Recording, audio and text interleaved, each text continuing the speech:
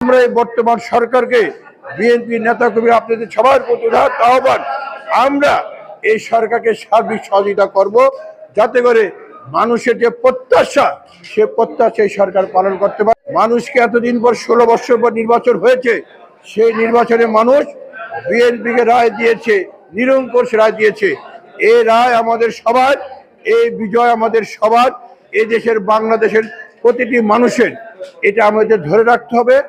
আমরা যাতে আগামী দিনগুলো বাংলাদেশের মানুষের যে চাহিদা সেই চাহিদা যে পূরণ করতে পারি, আমরা এই বর্তমান সরকারকে বিএনপি নেতাকর্মী আপনাদের সবার প্রতি আহ্বান, আমরা এই সরকারকে সার্বিক সহযোগিতা করব যাতে করে মানুষের যে প্রত্যাশা সে প্রত্যাশা এই সরকার পালন করতে পারে।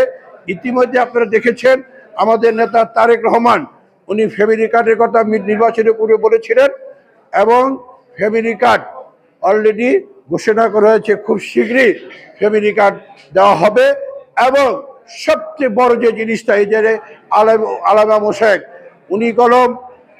উনি কিন্তু বাংলাদেশে প্রথম এসে বলেছিলেন মদিনার সনদে কলম বাংলাদেশ পরিচালিত হবে, এবং সেটা তার লক্ষণ আপনারা দেখছেন।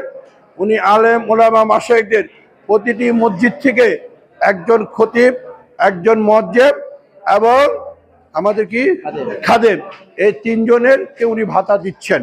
এটা হলো বিরাট পাওনা, ইতিহাসের ঘটনা কোনো ঘটেনি।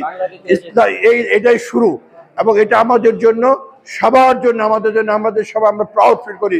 আমাদের সরকার, বিএনপি সরকার আজকে আলেমা মাশায়েখদের যে গুরুত্ব দিয়েছে, এই গুরুত্বটা আমরা আজকে বর্তমান প্রধানমন্ত্রী এবং তাকে ধন্যবাদ জানাই। আর আমরা দোয়া করব আমাদের দেশের নেত্রী বেগম খালেদা জিয়া, তারেক রহমানের ভাই আরাফাত রহমান কোকর জন্য, আমাদের শহীদ রাষ্ট্রপতি জিয়া রহমানের জন্য। আল্লাহ তাআলা তাদেরকে জানি জান্নাতবাসী করেন।